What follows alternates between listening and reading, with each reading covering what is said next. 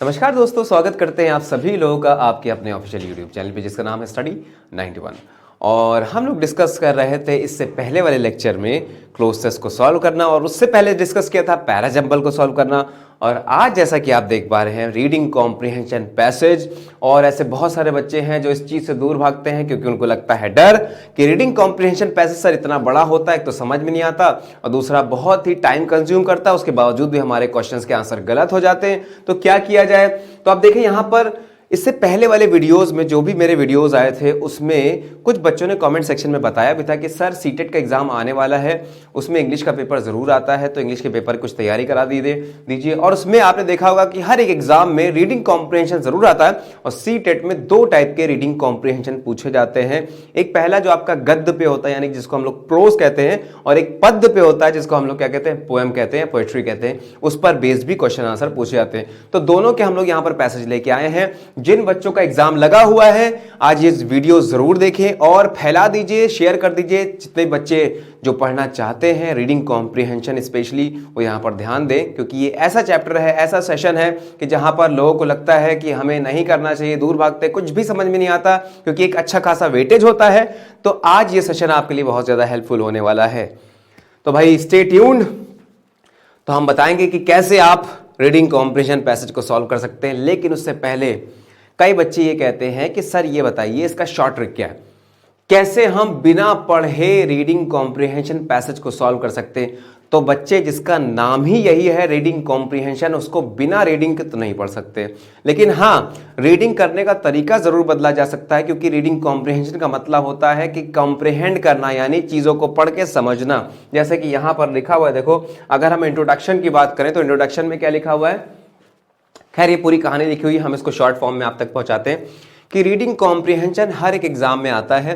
पहले आपने unseen passage करके स्कूल्स में भी पढ़ा होगा, किया होगा, उसमें कुछ स्टोरी बेस्ड था, थोड़ा सा सरल हुआ करता था। लेकिन जब बात आती है एग्जामिनेशन की तो उसमें लेवल वाइज थोड़ा सा डिफिकल्ट आने लगता है। तो उसको कैसे किया जाए लिमिटेड टाइम में, ये यहाँ पर हम लोग यहाँ डिस्कस करने जा रहे हैं। सारी चीजें बच्चों समझ में आएंगी।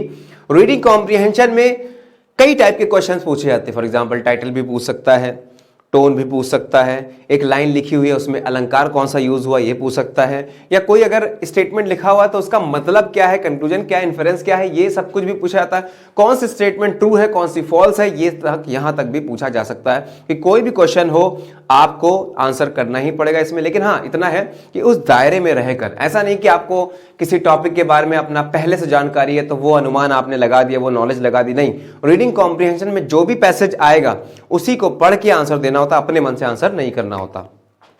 तो ये हो गया इंट्रोडक्शन।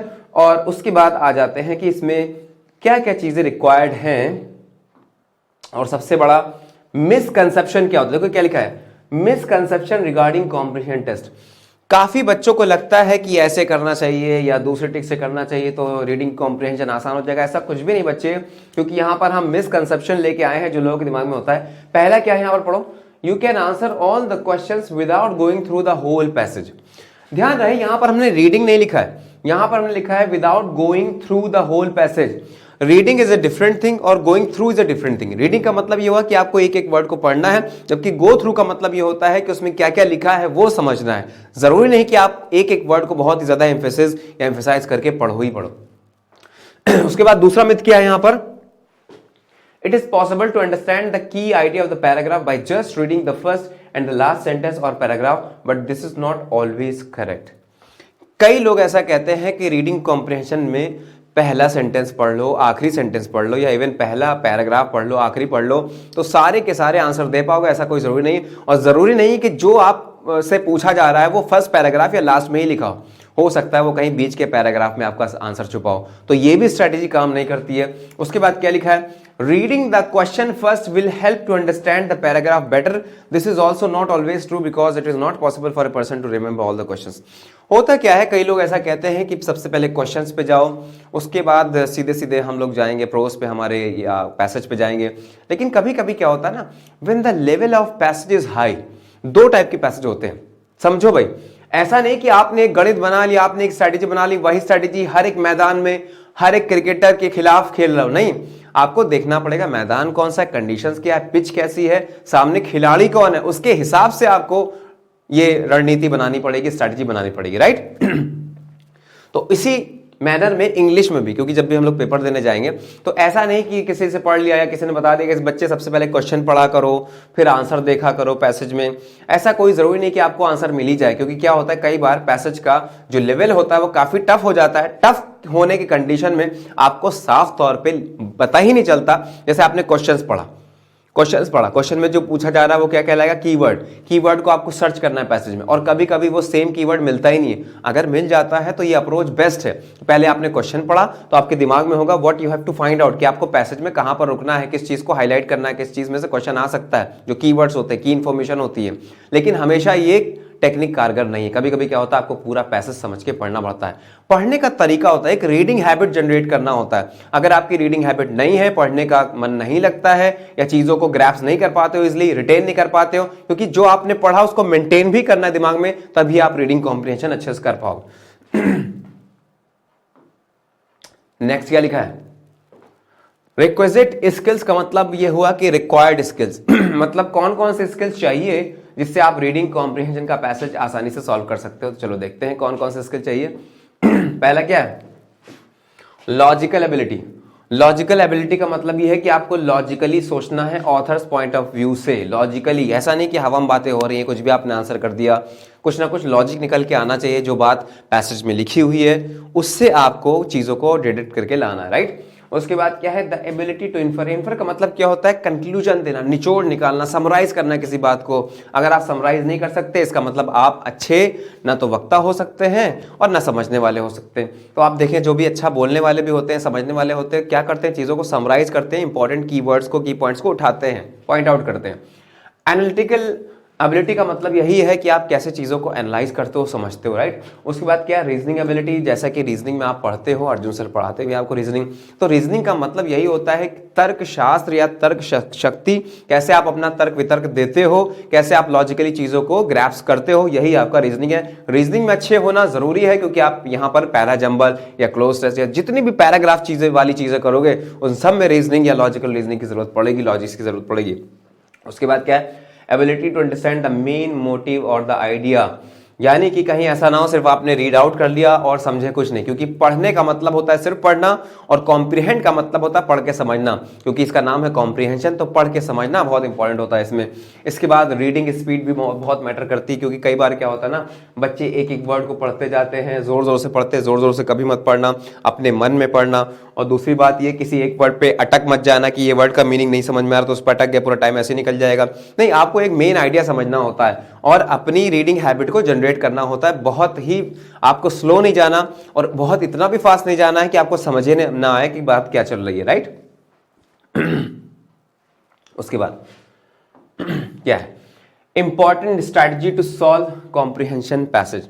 किसी भी कॉम्प्रिहेंशन पैसेज को सॉल्व करने के लिए क्या क्या चीजें चाहिए, क्या क्या टिप्स एंड ट्रिक्स हैं, वो देखिए क्या लिखा है। Read the passage quickly by scanning the paragraphs, getting the meaning of the passage.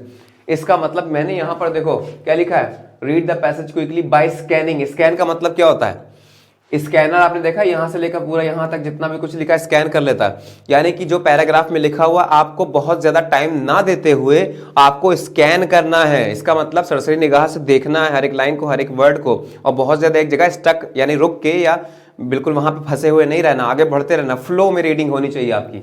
उसके बाद क्या है, get the mood and tone of the author. ये बहुत ज्यादा जरूरी है कि आपको देखना है कि ऑथर क्या किसी को क्रिटिसाइज कर रहा है या ह्यूमरस है या किसी एक ऐसे मुद्दे बात कर रहा है जो बहुत ही सीरियस मुद्दा है, तो ये टोन आपको देखना पड़ेगा कि ऑथर का मूड क्या है, राइट। उसके बाद फर्स्ट अटेम्प्ट डेटा बेस्ड, यहां पे मैंने क्या लिखा है, फर्स्ट अटेम्प्ट डेटा बेस्ड और keywords based question. Data based question क्या होते हैं कि जैसे कि डेटा का मतलब क्या है कि पैसेज में कोई इंफॉर्मेशन हिडन हो कि इस स्कीम के अंतर्गत ये राज्य आते हैं। अब पूछा कौन से राज्य आते हैं, तो वो साफ तौर पे आपको डेटा लिखा हुआ है, वो अपने मन से तो नहीं निकाल सकते ना। डेटा बेस्ड क्वेश्चन साफ तौर पे लिखे होते हैं, उनको पहले करना है, बाकी ट्रू फॉल्स वाले बाद में करने, या टाइटल वाले बाद में करने, टोन वाले बाद में करने, जिसमें टाइम लगता है। और उसके बाद क्या लिखा हुआ है, सॉल्व वोकैब बेस्ड क्वेश्चन। अगर आपके पैसेज में वोकैबलरी बेस्ड क्वेश्चंस हैं तो उनको पकड़ पकड़ के पहले मार दो, यानी कि उनको इजीली सॉल्व कर लो, क्योंकि वो इजीली सॉल्व हो जाते हैं, क्योंकि वर्ड का मीनिंग पहले से पता है, तब भी आप बता सकते हो, नहीं पता पैसेज में देख लो। एक होता है ना कि एक अज्यूम करना कि यहां पर इस वर्ड का मीनिंग ये होना चाहिए, वहां से भी आप आसानी से वोकैब बेस्ड क्वेश्चन कर सकते हो। उसके बाद क्या लिखा हुआ है, do not waste too much time on specific word if you do not know the meaning. अगर किसी वर्ड का मीनिंग आपको पैसेज में लिखा हुआ नहीं पता है तो बहुत ज्यादा घबराने वाली बात नहीं है। Try to get the meaning, कैसे समझने की, एक सेंटेंस पढ़ो उसके आगे का और उसके पीछे का, तो समझ में आ जाएगा कि यहां पे इस वर्ड का क्या मतलब होना चाहिए। Pre assumption, right. उसके बाद क्या लिखा हुआ, don't assume anything based on your personal belief. भाई हम ऐसा मानते हैं तो ऑथर पर थोपना नहीं है अपनी राय, क्योंकि हर एक इंसान की राय अलग अलग होती है, उसकी थिंकिंग, उसके थॉट्स अलग अलग होते हैं। तो जो पैसेज में ऑथर का पॉइंट ऑफ व्यू है उसी के अकॉर्डिंग चलना है, अपनी सोच वहां पर नहीं देनी है, राइट। उसके बाद ये लिखा, क्या लिखा हुआ है, read all the options and cross those irrelevant options. कहने का मतलब ये हुआ कि ऑप्शन से बहुत ज्यादा हेल्प मिल जाती है कि कई बार आपको नहीं समझ में आता कि कौन सा आंसर होगा सही। तो क्या करते हैं आप, सबसे पहले सारे ऑप्शंस पढ़ते हैं, जो भी ऑप्शन आपको इधर उधर का रखता है, इररिलेवेंट लगता है, जैसे आपने पढ़ा पैसेज में, आपने देखा कि इस बारे में, इस विषय में बात हो रही है, लेकिन ये जो ऑप्शन है ये कहानी से बिल्कुल बाहर का, आउट ऑफ स्कोप है, तो उनको हटा दीजिए। बाकी बचे हुए एक दो में आप तुक्का भी लगा सकते हो, तो the higher are the chances of getting true answers, right. Next, अब इसके बाद हम यहां पर सीधे सीधे बहुत ज्यादा बात तो नहीं करेंगे, आपने बातें बहुत सुन ली, अब सीधे सीधे हम लोग आ जाएंगे। क्या लिखा हुआ, passage 1 asked in CTET exam, और आपने देखा यहां पर क्या लिखा हुआ, the sun descending in the west, the evening star does shine, the birds are silent in their nest and I must seek for mine. इसका मतलब जैसे आपने दो पंक्तियां पढ़ी, अब समझ जाना चाहिए कि ये एक ऐसा कॉम्प्रिहेंशन है जो कि आधारित है किस पे, एक पोएम पे, राइट, कविता पर। तो अब क्या होता है, कोई भी जो पोएट्री होती है ना, जो हम लोग राइमिंग वर्ड्स लिखते हैं, ये किसी भी रूल रेगुलेशन के, इंग्लिश के ग्रामर को कभी फॉलो नहीं करता। तो इसमें ग्रामर के रूल्स मत लगाना कि ये यहाँ पे ये थर्ड फॉर्म लगा दी इसने, सेकंड फॉर्म होना चाहिए, कुछ नहीं। बस आपको एक एक वर्ड का मीनिंग समझना है कि ऑथर क्या कहना चाहता है, बस इतना सा फील लेना आपको। तो चलो पढ़ते हैं। सबसे पहले क्या कह रहा है, the sun descending in the west. चाहो तो आप पहले क्वेश्चन से भी शुरुआत कर सकते हो, जैसे कि चलो देखते हैं क्वेश्चन वाली अप्रोच यहां पे लगती है कि नहीं लगती है। पहले question first, the evening star rises when. Evening star कब राइज करता है, देखो, the sun descending in the west, इसका क्या मतलब, जो सन है हमारा वो डूब रहा है वेस्ट की तरफ। डिसेंड, असेंड का मतलब बढ़ना, डिसेंड का मतलब घटना, तो घटने का मतलब क्या, डूब रहा है इन द वेस्ट, दिशा की ओर। The evening star does shine, और तभी क्या करता है, इवनिंग स्टार आता है। बस सीधी सी बात है कि जब दिन ढलता है तो सितारे और चांद चमकने लगते हैं। द बर्ड्स आर साइलेंट, क्योंकि सुबह जो चिड़ियों की चहचहाहट होती है वो ज्यादा होती है, और उसके बाद शाम आते आते या रात होते होते कम होने लगती है, right. The birds are silent in their nest, क्योंकि भाई वो क्या होते हैं, चिड़िया दिन भर अपना काम करते हैं, बच्चों को खिलाते पिलाते हैं, इधर उधर जाके भ्रमण करते हैं, और उसके बाद शाम होते ही अंधेरा होते ही बैठ जाते हैं अपनी जगह पे। तो वही बात कर रहा है, the birds are silent in their nest, अपने घोंसले में बैठी हुई है। और and I must seek for mine, और मुझे अपना देखना है कि मैं क्या कर रहा हूं। यहां तक ये बात समझ में आ गई पहली 4 लाइन का। तो पहला क्वेश्चन क्या था बच्चे, हाँ, द इवनिंग स्टार राइजेस कब, कब होता है, the evening star rises when, when the birds leave their nest, नहीं, इट इज मिडनाइट, आधी रात को, इट इज डॉन, एकदम सवेरे, नहीं, the sun descends in the west. कब होता है, द इवनिंग स्टार राइजेस, कब करते rise, the sun descends in the west, जैसे कि यहां पर पैसेज में मेंशन है, देखो यहां, the sun descending in the west, the evening star does shine, इसके होने पर ये होता है। तो हमारे पास ऑप्शन मिल गया, क्या करेंगे, जल्दी से टिक कर देंगे। चलो टिक कर देते हैं भाई, ये टिक हो गया, the sun descends in the west, right, पहला आ गया। अब चलो दूसरा पैराग्राफ हम लोग पढ़ते हैं। आप चाहो तो एक गो में सारे पैराग्राफ पढ़ सकते हो, आप चाहो तो सीधे से क्वेश्चन पे आके वो ढूंढ सकते हो जो आपको रिक्वायर्ड है। लेकिन हमेशा ये जो टेक्निक है ये काम नहीं करती, क्योंकि कभी का यहाँ पे तो आपको साफ तौर पे दिख गया ना, कभी कदार क्या होता है, हिडन मीनिंग होता है, समझना पड़ता है लॉजिकल रीजनिंग लगाकर। अगला क्या है, the moon like a flower, moon कैसा है, फ्लावर की तरीके से, यानी कि क्या कर रहा है, एक तरीके से उसको कंपेयर कर रहा है मून को, लाइक ए फ्लावर, फ्लावर के जैसा है। इन हेवेंस हाई बावर, यहां पे बावर का मतलब क्या है, ऐसे अगर देखा जाए तो बावर का मतलब ये होता है कि ऐसी दो चीजें होती हैं भाई, ऐसा शांत माहौल जो अक्सर फूलों की या झाड़ियां हो या बुके वगैरह हो, बहुत सारे गार्डनिंग हो, उसमें जो एक ऐसा स्पेस बनता है जहां पर शेडो आती है, शेड पड़ता है, और उसमें इत्मीनान से बैठो, उसको क्या बोलते हैं, उसको बोलते हैं हमारे बावर, ठीक है। इन हेवेंस हाई बावर, यानी कि मून की बात कर रहा है, और फिर बहुत क्योंकि ऊंचा है ये, उसमें हाई बावर की बात कर रहा है, यानी कि ऐसा स्थान जहां पर बड़ा सुकून है, राइट। उसके बाद क्या लिखा है, विद साइलेंट डिलाइट। डिलाइट का मतलब क्या होती है, प्रसन्नता, खुश हो जाना, डिलाइट, यानी कि ऐसी प्रसन्नता मिल रही, क्योंकि भाई सीधी सी बात है, जब आपको बहुत खुशनुमा माहौल मिलता है, कोई भी आवाज नहीं आ रही है, तो आप नहीं एंजॉय करते हो, जैसे हाँ अब आराम मिल रहा है, वहीं शोरगुल होने लगे तो आपका जो आराम है वो छिन जाएगा, राइट। उसके बाद क्या है, क्योंकि यहां पर शाम होने की बात कर रही है, जहां पे आपने देखा चिड़िया अपने घोंसलों में चली जाती हैं, शाम हो रही है, यानी कि एवरीबडी इज साइलेंट, और वो उस बीच में मून भी आता है, तो मंदक मंदक सी हमें एक रोशनी मिलती है, तो उसी चीज की बात कर रहा है। Sits and smiles on the night, और आराम से बैठते हैं और मुस्कुराते हैं in the on the night, right. अब नेक्स्ट पढ़ते हैं भाई।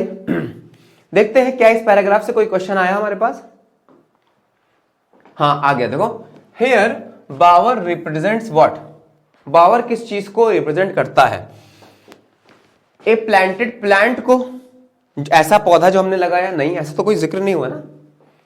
सन को नहीं, मून से कंपेयर कर रहा था, height in the haven, right. A bouquet of flowers, a flower vase या वास का मतलब होता है एक pot, flower pot. Flower pot की बात नहीं कर रहा है, बल्कि उनकी शैडो की बात कर रहा है, जहां पर बहुत सारे फूल हो, क्योंकि उसने चांद को फूल से कंपेयर किया था। देखो जरा एक बार से, देखो, the moon like a flower in heavens high bower, यानी मून को ही फ्लावर की तरह इसने कंपेयर किया है, उसी चीज को क्या बोल रहा है, बावर, राइट। तो यानी कि फ्लावर का टर्म आना चाहिए, तो क्या हो जाएगा, ए बुके ऑफ फ्लावर्स, ये हो जाएगा भाई सी वाला, राइट। ऑल्दो ये साफ साफ नहीं लिखा है, लेकिन फ्लावर तो लिखा हुआ है, बाकी सारे तो बिल्कुल इररिलेवेंट है, इसलिए सही नहीं हो सकते।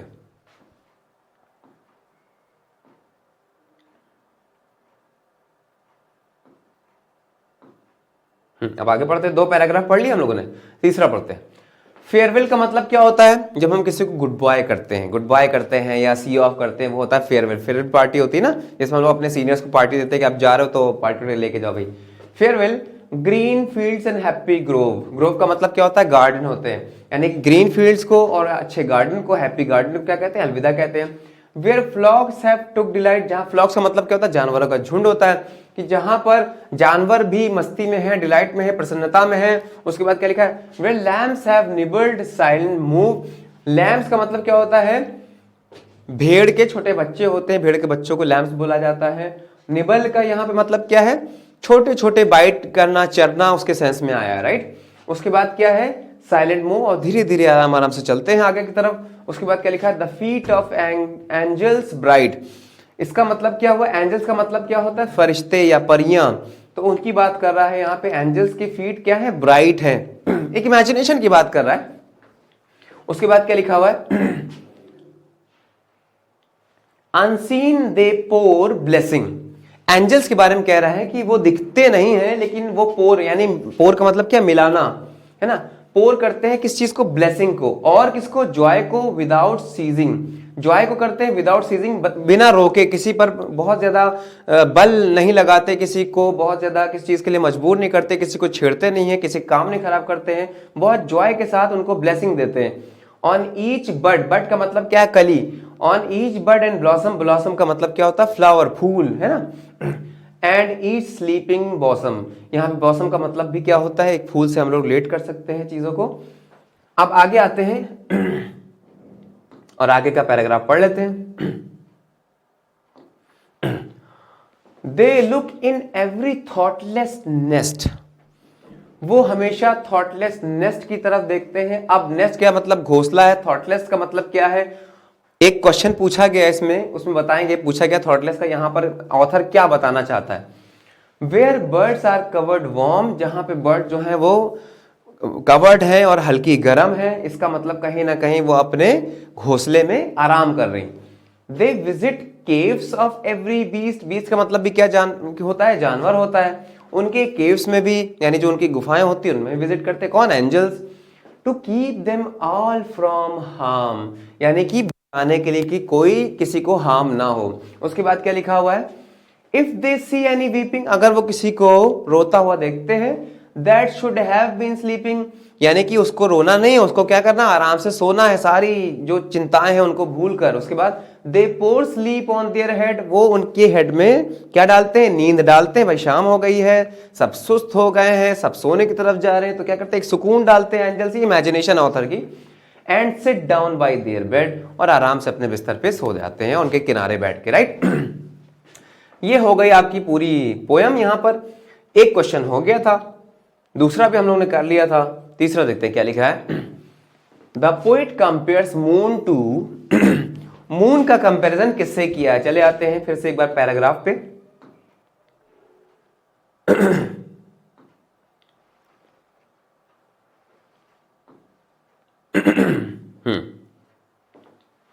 बताएं भाई, मून का कंपैरिजन किससे किया गया, दिखाई दे रहा होगा आप सभी लोगों को, कुछ समझ में आया। मून का कंपैरिजन देखो यहां लिखा है, the moon like a flower, कह तो रहा आसानी से एकदम, फ्लावर से किया है भाई। हाँ, the poet compares moon to bird in the nest, evening star, angel नहीं, ए फ्लावर, ये हो जाएगा सही। तीसरा भी आ गया। अगला पढ़ते कौन सा है, क्या लिखा है। The angels come down on earth to, फरिश्ते क्या करने आए थे, नींद डालने के लिए, जॉय के लिए, ब्लेसिंग देने के लिए, सुलाने के लिए। स्प्रेड मूनलाइट, चांदनी फैलाने के लिए नहीं। Give blessing and joy, yes. Make people dance and have fun, नहीं भाई। Take blessing and joy, take लेने के लिए नहीं, देने के लिए, give blessing and joy, right. अगला क्या है, birds nest is describe as thoughtless, जो चिड़ियों का घोंसला था उसको ऑथर ने क्या बोला, थॉटलेस बोला। क्यों बोला होगा भाई, सीधी सी बात है, शाम हो चुकी है, पक्षी अपने अपने घरों में घोंसलों में आराम कर रहे हैं। थॉटलेस का मतलब क्या हुआ कि जहां पर कोई भी विचार नहीं, यानी कि सब नींद में है, सोना चाह रहे हैं, विचारों की अभिव्यक्ति यहां पर स्टॉप हो चुकी है, रुक चुकी है, वही कहना चाह रहा है। The angels are blessing the birds to be happy, नहीं नहीं नहीं, ये नहीं होगा। The birds are covered in the warmth of their nest, इसका मतलब ये भी नहीं था। It is made without any thought, हाँ ये अब देखो, it is made without any thought, नहीं, ये इसमें क्या लिखा, बनाया गया है किसी भी विचार के, नहीं, ऐसा नहीं कि नेस्ट बनाया गया बिना किसी विचार के। चिड़ियों ने सोच के ही नेस्ट को बनाया होगा ना, बिना विचार के तो नहीं बनाया। The occupants are asleep without any care, यानी कि यहां पर थॉटलेस का मतलब क्या है, बहुत ज्यादा चिंता नहीं कर रहे हैं क्योंकि आराम में है, बहुत ज्यादा सोच विचार नहीं कर रहे हैं। तो सबसे अच्छा जो इसका ऑप्शन जाएगा, द ऑक्यूपेंट्स आर अस्लीप, सोए हुए, without any care. Thoughtless nest का मतलब यही हुआ कि नेस्ट में जो लोग भी हैं वो बड़े ही आराम से केयरलेस होकर सो रहे हैं। ये नहीं होगा कि it is made without any thought, बिना किसी थिंकिंग के, बिना किसी थॉट को नेस्ट को बनाती ही चिड़िया, ऐसा कुछ नहीं। अगले क्वेश्चन की तरफ आते हैं जो कि इस पैसेज का लास्ट है। द फिगर ऑफ स्पीच मतलब क्या, अलंकार। फिगर ऑफ स्पीच का मतलब क्या है, अलंकार। जो अलंकार यूज हुआ है किस लाइन में, यहां से लेकर यहां तक, इन हेवेंस हाई बावर। अब देखो, मेटाफर का मतलब होता है बच्चे रूपक अलंकार, पर्सोनिफिकेशन का मतलब होता है मानवीकरण, एलिटरेशन का मतलब होता है अनुप्रास, सिमिली का मतलब होता है उपमा। अब देखो, एक लाइन आई थी, देखना भी,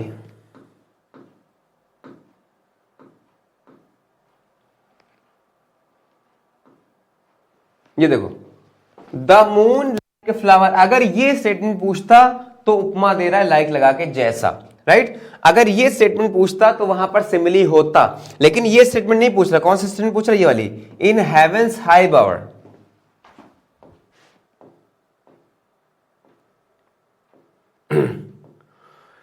तो एक टेक्निक बच्ची ये भी होती है कि सारे ऑप्शंस को पढ़ो, जो नहीं हो सकता उनको हटा दो, लास्ट में बचेगा जो सही होगा। अब देखो, इन हेवेंस हाई बावर में अनुप्रास है क्या, खड़क सिंह के खड़कने से खड़कती हैं खिड़कियां, चांदी के चम्मच से चटनी चटाई, वो सब नहीं था जो अनुप्रास वाला, जिसमें बहुत रिपीटेशन होता है किसी एक वर्ड का, किसी एक अक्षर का, राइट। तो इसमें तो बहुत रिपीटेशन नहीं हो रहा कि इन हेवेंस हाई बावर, इन दोनों में हो रहा, लेकिन इन दोनों नहीं हो रहा, अनुप्रास नहीं हो सकता, उसमें हर एक वर्ड में होता है, राइट। अनुप्रास को काट दिया हमने। क्या इसमें कोई मानवीकरण दिखाई दे रहा है, इन हेवेंस हाई बावर, किसी चीज का मानवीकरण तो नहीं किया गया यहां पर, पर्सोनिफाई नहीं किया गया। इसके बाद क्या जैसा बताया गया, नहीं, जैसा भी नहीं बताया, तो बचा क्या, मेटाफर। यानी कि रूपक, इसको इसके जैसा नहीं बल्कि हूबहू वही बताया गया है। इन हेवेंस हाई पावर, जैसे हेवेंस में हाई पावर होता है, राइट, जैसा नहीं। तो मेटाफर आ गया, रूपक। अब हम बात करते हैं पैसेज नंबर 2 पे। सीटेट का प्रोज है, जिसमें यानी गद्य का एक पैराग्राफ है, पैसेज है, उसको पढ़ते हैं और आंसर करते हैं। क्या लिखा है? Among the major tasks before us, none is of great importance for our strength and stability than task of building up the। एक बार समझ लेते ताकि चीजें क्लियर हो जाएं, किसकी बात कर रहा है। बहुत जल्दी जल्दी हम लोग 1 मिनट के अंदर पढ़ लेंगे, देखना। Among the major tasks before us, none is of greater importance for our strength and stability than task of building up the unity। यानी कि सबसे बढ़िया चीज क्या है? यूनिटी को बनाना अपने बीच। एंड सॉलिडेरिटी ऑफ पीपल, यानी एकता।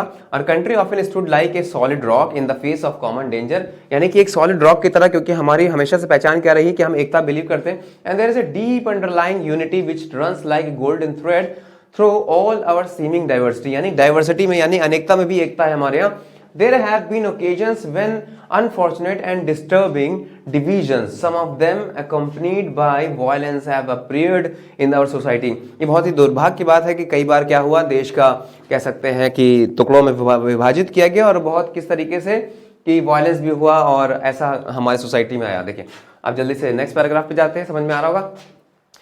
इमेजरेबल डेट टू, ऋणी हूं मैं, यहाँ पे डेट का क्या है? ऋणी हूं मैं किसके प्रति? यहाँ पे श्री JL नेहरू जी का बात कर रहा है, जवाहरलाल नेहरू जी का, ऑथर की बात कर रहा है। For is deep attachment to democracy as a form of government and as a way of life, as a way of life. There is something in our old cultural heritage too. I have particularly in view that, I किसकी बात कर रहा है? Author की।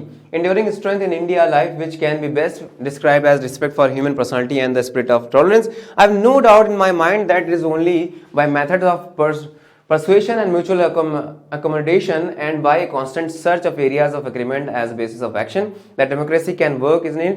In the spirit that I shall devote myself to the duties and responsibility of the office, and I have been called upon to fill all of the problems facing us, none of more restriction। खैर, एक देखो, यहां पर हो सकता है कि मैं रुक नहीं रहा हूं, मैं चीजों को बहुत ज्यादा नहीं समझ रहा हूं, क्योंकि एक वर्ड पे आपको रुकना नहीं है, एक आइडिया लेना है, टोन लेना है पैसेज का।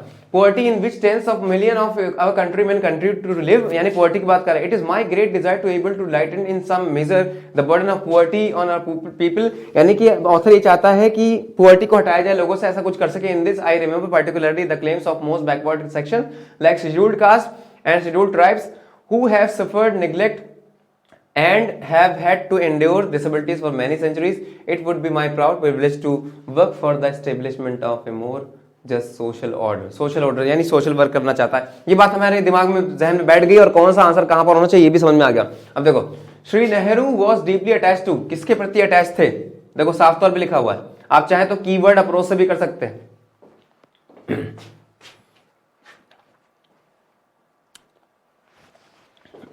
सेकेंड पैराग्राफ में था ना, his deep attachment to democracy as a form of government and as a way of life. Shri Nehru was deeply attach to, ये देखो, डेमोक्रेसी ऑफ द वेस्टर्न नहीं, democracy which emerges from our culture नहीं, the Indian way of living नहीं, democracy as a way of life. देखो यही तो लिखा था, democracy as a way of life. देखो सेकेंड पैराग्राफ में, democracy as a form of government and as a way of life. देखो साफ तौर पे लिखा है, लगा दिया हमने यही चीज। अब दूसरा देखते हैं, what is the permanent trend in Indian life. एक ट्रेंड क्या है? लव फॉर एनिमल्स, एनिमल्स की बात हुई क्या? नहीं हुई, हमने पूरा पढ़ा ना। वर्शिप ऑफ नेचर, वर्शिप की बात नहीं, हीरो वर्शिपिंग नहीं, respect for human personality, respect यानी एकता की बात हो रही है कि अनेकता में भी एकता की बात करें, तो respect for human personality. Next, the author believes that democracy can work if leaders are honest, if people participate, if method of persuasion and mutual resistance are employed, if people have faith in democracy। हाँ देखो क्या है, author believes that democracy can work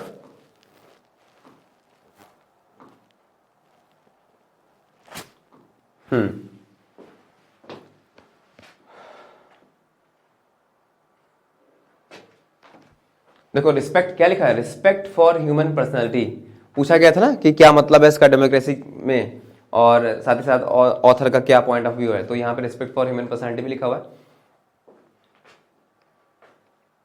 देखो, it is only by the methods of persuasion and mutual accommodation, right. यही तो option में हमारे था।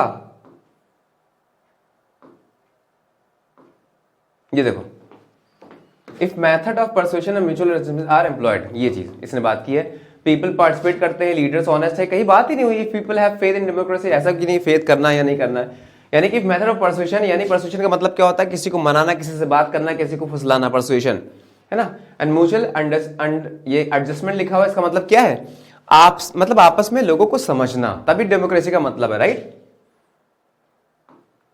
इसके बाद क्या लिखा है, the writer wants to work for, किस चीज के लिए वर्क करना चाहता है राइटर, देखो यहां पर लिखा हुआ है, it would be my proud privilege to work for the establishment of a more just social order. सर सोशल ऑर्डर की बात कर रहा है। देखो, the writer wants to work for economic forces just social, हाँ ये वाला, जस्ट सोशल ऑर्डर के लिए, सोशल लाइफ के लिए बात करना चाहता है, right. Next, the writer thinks that, writer क्या सोचता है, we have never face dangers in our country, there is unity in underlying diversity. हमने डेंजर कभी फेस नहीं किया, नहीं ऐसा तो नहीं होगा भाई। डेंजर्स तो ऐसी सिचुएशन आई थी ना जहाँ पे सेपरेशन हुआ, विभाजन हुआ, और society is stable in organisation, ऐसा कुछ नहीं है। Stability of the nation depends upon many factors, ऐसा भी स्टेबिलिटी की बात ही नहीं कि कौन कौन से फैक्टर्स होते हैं जिस पर डिपेंड करती है, ये हो जाएगा। In a country there is unity underlying diversity, ये ऑथर ने कहा था, बी वाला ऑप्शन यहाँ पे सही हो जाएगा। तो देखा आपने, पहले क्वेश्चंस बेस्ड अप्रोच भी कर सकते हैं, पहले आप क्वेश्चंस पे आए, उसके बाद आप पैसेज देख रहे हो। लेकिन जैसा कि मैंने कहा, जब आपका पैसेज आसान होगा, साफ तौर पे आंसर लिखा होगा, तभी आपको इस अप्रोच से पैसेज में आंसर करना होगा, आंसर मिल जाएगा। अदरवाइज अगर इन्फ्रेंस बेस्ड हुआ तो आपको दिमाग लगाना पड़ेगा। हाँ, ये पहला लेक्चर है रीडिंग कॉम्प्रिहेंशन का, इसलिए हम थोड़ा सा आसान लेकर आए हैं, लेवल वाइज ये कम ही है, बहुत ज़्यादा नहीं है। अगले लेक्चर जब हम लोग मिलेंगे रीडिंग कॉम्प्रिहेंशन, उसमें थोड़ा सा हम लोग टफ लेवल वाइज बात करेंगे, राइट। हाँ, अब तीसरा पैसेज हम लोग को करना है। देखिए, एक बार जल्दी से पढ़ जाते हैं कि क्या कहानी है, समझ में आ जाएगा। आप लोग मेरे साथ साथ पढ़िए, मैं मन में पढ़ रहा हूं इस बार, मैं बोल के नहीं पढ़ूंगा, आपको डिस्टर्ब नहीं करूंगा। चलो आप पढ़िए, मैं मतलब बताता जा रहा हूं। वंस अपॉन अ टाइम, एक बार बिजनेसमैन नेम्ड रे क्रॉच, है ना, उसने डिस्कवर्ड किया एक रेस्टोरेंट को जो 2 ब्रदर्स चलाते थे। रेस्टोरेंट सर्व करता था 4 चीज़ों को, हैमबर्गर को, फ्रेंच फ्राइज को और मिल्क शेक्स को, कोका कोला को, और ये क्लीन रहता था और बहुत ज़्यादा महंगा नहीं था, और सर्विस काफ़ी क्विक थी। मिस्टर क्रॉक जो थे, इन्होंने इस चीज़ को बहुत पसंद किया और ब्रदर को पेड किया ताकि वो इस आइडिया को यूज़ कर सके और एक नया नाम दे सके मैकडोनल्ड के नाम से, right. Beef business and fast service were ingredients, fast service थी, बिग बिजनेस था, ये इनके इंग्रेडिएंट्स थे। And open is first McDonald's in 1955 में पहला मैकडोनल्ड खुला। उसके बाद 4 साल के बाद लगभग 100 के आसपास रेस्टोरेंट खुल गए। और क्रॉक जो थे वो जानते थे कि अमेरिकन उनकी सक्सेस को लाइक करेंगे, तो उन्होंने क्या किया, उन्होंने एक साइंस डलवाए, लोगो डलवाए, जिसमें बात हो रही थी saying how many millions of McDonald's, कितने मिलियंस ऑफ मैकडीज जो हैं वो हैमबर्गर्स पीपल लोगों ने खरीदे हैं अभी तक। यानी कई बार क्या होता है ना, कोई कंपनी होती, कोई ऑफर लगाती है कि अगर हम चीज़ों को हाईलाइट करना चाहते हैं, तो हमने एक ऑफर निकाल दिया कि हम ये देखना चाहते हैं कि इस रेस्टोरेंट से अभी तक कितने लोगों ने ये चीज़ खरीदी है, उससे क्या हाईलाइट होती चीज़ें। तो उसके बाद लिखा है इन जस्ट 4 years, 4 साल में ही नंबर वॉज 100 मिलियन लोगों ने इतना खरीद लिया था। Now there are more than 13,000 McD's in restaurant, बहुत ज़्यादा 13,000 रेस्टोरेंट बन गए। उसके बाद डलास से लेकर पेरिस तक और मॉस्को से लेकर बीजिंग तक, राइट। इतनी बात समझ में आई।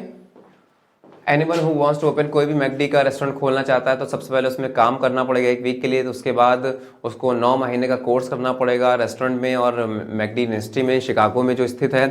There they learn the McD's philosophy, उनकी फिलोसफी को याद करते हैं, लर्न करते हैं, सीखते हैं। वो क्या है, कौन कौन सी हैं, देखो ये कीवर्ड्स, देखो हमारे पास डेटा कुछ ना कुछ है, डेटा में से ही पूछता है, क्वालिटी कंट्रोल को, सर्विस को, क्लीननेस को और चीप प्राइसेस को। 4 चीज़ों की बात यहाँ पर बारे में बात हो रही है, इसको हम लोग दिमाग में रखेंगे। मैकडीज हैज स्ट्रिक्ट रूल्स, उनके पास स्ट्रिक्ट रूल्स हैं। Hamburgers must be served before 10 minutes old, यानी कि बहुत ज़्यादा पुराना सर्व नहीं करते ताकि गर्म रहे। फ्रेंच फ्राइज के केस में वो 7 मिनट हो जाता है, 7 मिनट बनने के बाद से अगर देरी होती तो वो सर्व नहीं करते। मैकडीज has never stop looking for new methods, यानी कि वो अपने मेथड्स में क्या है, इनोवेटिव भी हैं टू अट्रैक्ट कस्टमर, कुछ ना कुछ नया करते रहते हैं। From drive in windows to birthday parties, chicken fish salad and some places pizza now on the menu. Pizza भी होने लगा है। McD's in Holland even sells से वेजिटेरियन बर्गर भी आ चुका है। Their international popularity shows that have found the recipe for success, right. चलो भाई, पैसेज खत्म हो गया। एक आइडिया पता लग गया क्या बड़बड़ा था वो। How did putting up science of his success in America help mister Kroc. Science लगाने से कैसे हेल्प मिली क्रॉक को, देखो यहां लिखा है।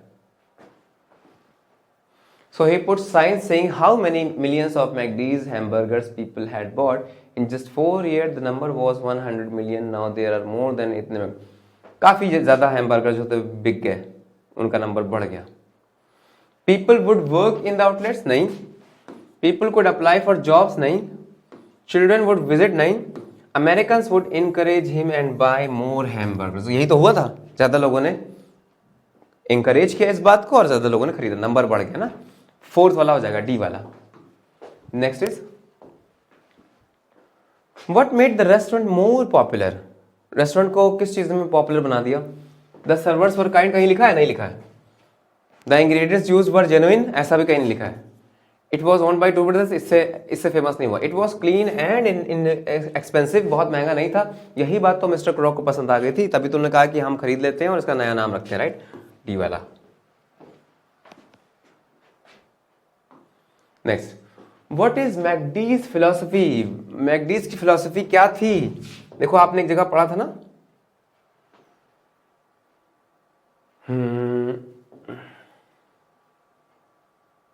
कहां गया,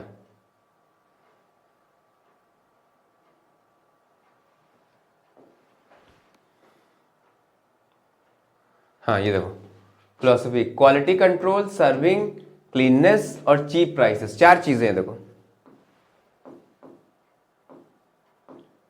ये देखो, क्वालिटी कंट्रोल था, सर्विस था, क्लीननेस, हाई प्राइसेस नहीं, चीप प्राइसेस। ये पहला वाला नहीं हो सकता। Quality control, cleanness and cheap prices, 3 चीजें हैं, 4 चीजें हमने मेंशन की थी उसमें ना, पैराग्राफ में 4 चीजें लिखी थी।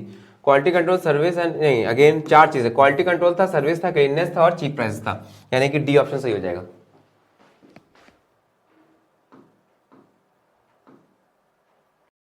नेक्स्ट क्वेश्चन पे आ जाते हैं। Who owned the restaurant first? पहले रेस्टोरेंट किसके पास था भाई, 2 भाइयों के पास, राइट। क्या मिस्टर क्रॉक उनको जानते थे, नहीं जानते थे, एट रैंडम कहीं मिल गए। तो मिस्टर क्रॉक्स 2 सन्स, नहीं। उनके 2 भाई, नहीं। 2 ब्रदर्स रिलेटेड टू क्रॉक, क्रॉक जिनको जानते थे, नहीं, पहले से नहीं जानते, अनरिलेटेड टू क्रॉक, पहला वाला, ए वाला, राइट। फर्स्ट वाला सही हो जाएगा, फोर्थ का। और लास्ट क्वेश्चन हमारे पास क्या है, वो ये है कि विच स्टेटमेंट इज फॉल्स, बताना है। यानी कि कहना ही चाहता है कि इस चारों में से 3 जो है वो ट्रू होंगी, 3 जो होंगी वो ट्रू होंगी, फॉल्स क्या होगी, 1 होगी, वो फॉल्स वाली ढूंढनी है। अब पहले में क्या लिखा है, मैकडीज is not innovative in their methods, innovative नहीं है, जबकि साफ तौर पे एक जगह लिखा हुआ था, आप देखें पैसेज में अगर,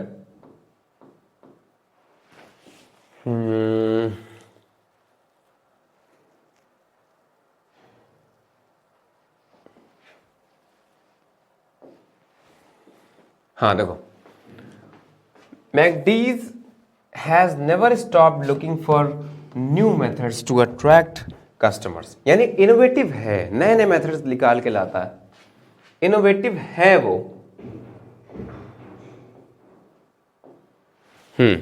मैकडीज is not innovative in their methods, जबकि इनोवेटिव है, कह रहा है नॉट है, तो ये स्टेटमेंट तो गलत हो गई। क्या पूछ रहा है, विच स्टेटमेंट इज फॉल्स, यही हमारा सही हो जाएगा, बाकी सारी ट्रू है इसलिए गलत हो गए, राइट। आप चाहे तो ऑप्शन पढ़ सकते हैं, मैकडीज बोथ डोमेस्टिक इंटरनेशनल, ऐसा कोई बात नहीं हुआ था। Is a rapidly growing food chain, ऐसा भी नहीं बात हुआ था, है ना। उसके बाद मैकडीज is not a multi cuisine. ऐसा नहीं, मल्टी कुजीन का मतलब क्या होता है, जहाँ पे बहुत सारे चाइनीज़ भी सर्व होता है और जहाँ पे इंडियन वर्जन भी सर्व होता है, जहाँ पे हो सकता है तरह तरह की डिशेस सर्व होती हूँ, लेकिन आपने देखा कुछ गिनी चुनी चीज़ें ही मैकडी जो होता है वो सर्व करता है। और this is not the food chain. ये क्यों गलत हो गया, फूड चेन नहीं है, ये क्या है, रेस्टोरेंट्स हैं। क्लियर? तो उम्मीद है बच्चों 3 पैसेज हम आज आपके सामने लेके आए थे, जिसमें 2 आपके आधारित थे प्रोस के ऊपर, यानी कि सिंपल लैंग्वेज में लिखा हुआ था, और एक था आपकी पोइट्री या पोएम के ऊपर निर्धारित था। तो आपने देखा कि उसको थोड़ा सा करना मुश्किल होता है क्योंकि वर्ड्स नहीं समझ में आते, क्योंकि वो जैसे शेक्सपियर के कुछ ड्रामा हो गए, नाटक हो गए, बड़े बड़े जो राइटर्स होते हैं ना पोइट्री लिखने वाले, वो लिखते हैं तो वो राइमिंग सेट करते हैं। उसमें ज़रूरी नहीं कि आपको हर एक वर्ड का मीनिंग समझ में आ जाए, लेकिन हाँ थोड़ा सा अगर आप पढ़ोगे ध्यान देके तो आपको हर एक चीज़ समझ में आएगी and you will be able to answer each and every question. अगर मान लो 5 के 5 नहीं भी सही होते हैं तो भैया 5 में 3 करके चले आओ, 4 करके चले आओ, वो भी सफिशियंट है हमारे पास। सारे का सारे नहीं करने होते, जितना टाइम अलाउ करता है और जो आपको आसान लगता है वो पहले करना चाहिए। अगले लेक्चर में दोस्तों मिलेंगे, एक और हम लोग पोएम बेस्ड पैसेज लेके आएंगे या 1-2 पोएम बेस्ड लेके आ जाएंगे, और साथ ही साथ कुछ और भी पैसेज सॉल्व करेंगे जिनका लेवल हाई होगा। और लेवल हाई होगा तो ये जो अप्रोच है ना, पहले क्वेश्चन पढ़ लो, कीवर्ड ढूंढ लो, आंसर मिल जाएगा, ये काम नहीं करेगी। कहीं ना कहीं आपको पैसेज समझ के पढ़ना ही पड़ेगा। तो विदा लेते हैं आपसे, आप अपना ख्याल रखिए और पढ़ते पढ़ाते रहिए। अपना ख्याल रखिए, अपने बच्चों का ख्याल रखिए, बच्चों का मतलब अपने अपने लोगों का ख्याल रखिए, राइट, अपने माता पिता का ख्याल रखिए। आप तो खुद ही बच्चे हैं, कई बड़े भी तैयारी करते हैं, ऐसी कोई बात नहीं है। क्योंकि मैं इससे पहले जहाँ पर पढ़ाता था वहाँ पर एक आर्मी से रिटायर्ड थे, और मुझे बहुत ही मतलब अजीब सा लगा था जब उन्होंने इतने बड़े होकर उन्होंने मेरा पैर छुआ था, क्योंकि मैंने उनको पढ़ाया था। तो मुझे लगा कि यार अध्यापक जो है ना, एक गुरु जो है, उसकी वाकई वैल्यू होती है, और जो लोग अध्यापक का सम्मान नहीं करते हैं वो समझ लीजिए दुनिया में किसी का सम्मान नहीं कर सकते। तो इसी के साथ अपना ख्याल रखिए। Tata bye bye, take care और जय हिंद।